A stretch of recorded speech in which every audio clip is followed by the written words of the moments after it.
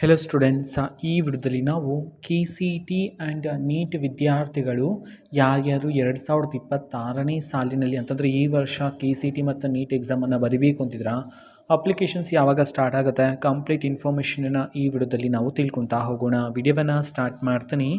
ಅದಕ್ಕಿಂತ ಮೊದಲು ಲೈಕ್ ಮಾಡಿ ಮತ್ತು ಚಾನೆಲ್ಗೆ ಸಬ್ಸ್ಕ್ರೈಬ್ ಮಾಡ್ಕೊಳ್ಳಿ.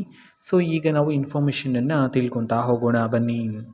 ಆದರೆ ಅದಕ್ಕಿಂತ ಮೊದಲು ನಮ್ಮ ಚಾನಲಲ್ಲಿ SSLC ಮತ್ತು ಸೆಕೆಂಡ್ PUC ವಿದ್ಯಾರ್ಥಿಗಳಿಗೆ ಈ ವರ್ಷದಿಂದ ನಾವು ಪಾಸಿಂಗ್ ಪ್ಯಾಕೇಜನ್ನು ರನ್ ಮಾಡ್ತಿದ್ವಿ. ಕೇವಲ 99 ರೂಪಾಯಿಗೆ ಎಲ್ಲ ಸಬ್ಜೆಕ್ಟ್ಸ್ಗಳ ಪಾಸಿಂಗ್ ಪ್ಯಾಕೇಜ್ ನಿಮಗೆ ಸಿಗುತ್ತೆ. ಜೊತೆಗೆ ಕನ್ನಡ ಮೀಡಿಯಮ್ ಮತ್ತು ಇಂಗ್ಲೀಷ್ ಮೀಡಿಯಮಲ್ಲೂ ಸಹ ಸಿಗುತ್ತೆ ನಿಮಗೆ. ಆ್ಯಂಡ್ ನೀವು ಸೆಕೆಂಡ್ PUCಯಲ್ಲಿ ಓದ್ತಿದ್ರೆ ನಿಮಗೆ ಆರ್ಟ್ಸ್ ಸಬ್ಜೆಕ್ಟ್ಗೆ ಸಂಬಂಧಪಟ್ಟಂತೆ, ಕಾಮರ್ಸ್ಗೆ ಸಂಬಂಧಪಟ್ಟಂತೆ, ಸೈನ್ಸ್ಗೆ ಸಂಬಂಧಪಟ್ಟಂತೆಯೂ ಸಹ ಸಿಗುತ್ತೆ. ಕೇವಲ 99 ರೂಪಾಯಿಗೆ ಸ್ಕ್ರೀನ್ ಮೇಲೆ ಡಿಸ್ಪ್ಲೇ ಮಾಡಿರ್ತಕ್ಕಂಥ ನಂಬರ್ಗೆ ವಾಟ್ಸಪ್ ಮುಖಾಂತರ ಕಾಂಟ್ಯಾಕ್ಟ್ ಆಗ್ಬೋದಾಗಿರುತ್ತೆ. ಸೊ ಅಫಿಷಿಯಲ್ ಅಪ್ಡೇಟ್ ಬಂದುಬಿಟ್ಟು ನಮ್ಮ KA ಕಡೆಯಿಂದನೇ ತಿಳಿಸ್ತಾರೆ ನೋಟಿಫಿಕೇಷನ್ ಮುಖಾಂತರ ಯಾವಾಗ ಸ್ಟಾರ್ಟ್ ಆಗುತ್ತೆ ಅಂತ ಹೇಳಿ. ನಾವೊಂದು ಎಕ್ಸ್ಪೆಕ್ಟೆಡ್ ಡೇಟು, ಸೊ ಇಂಥ ದಿನಕ್ಕೆ ಸ್ಟಾರ್ಟ್ ಆಗ್ಬೋದು ಅಂತ ತಿಳ್ಕೊಳೋದಾದರೆ ಇದೇ ತಿಂಗಳು ಜನವರಿಯಲ್ಲಿ KCET ವಿದ್ಯಾರ್ಥಿಗಳಿಗೆ ಅಪ್ಲಿಕೇಶನ್ ಸ್ಟಾರ್ಟ್ ಆಗ್ತಕ್ಕಂಥ ಚಾನ್ಸಸ್ ಇದೆ, ಜನವರಿ 3rd ವೀಕಿಂದ.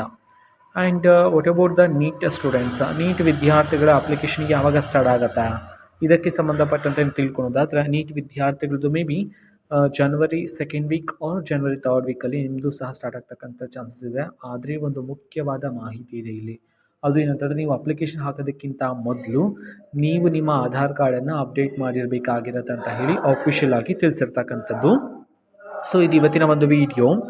ಸೊ ಇದೇ ರೀತಿ ಟೆಲಿಗ್ರಾಮ್, ಇನ್ಸ್ಟಾಗ್ರಾಮ್ ಮತ್ತು ಫೇಸ್ಬುಕ್ಕಲ್ಲೂ ಸಹ ಈಗ ವಿಡಿಯೋಸ್ಗಳನ್ನು ಅಪ್ಲೋಡ್ ಮಾಡ್ತಿದ್ದೀವಿ. ಲಿಂಕ್ಸ್ಗಳನ್ನು ಡಿಸ್ಕ್ರಿಪ್ಷನ್ ಬಾಕ್ಸಲ್ಲಿ ಕೊಟ್ಟಿರ್ತೀನಿ, ಕ್ಲಿಕ್ ಮಾಡಿಬಿಟ್ಟು ಫಾಲೋ ಮಾಡಿ. ಓಕೆನಾ? So thank you, bye.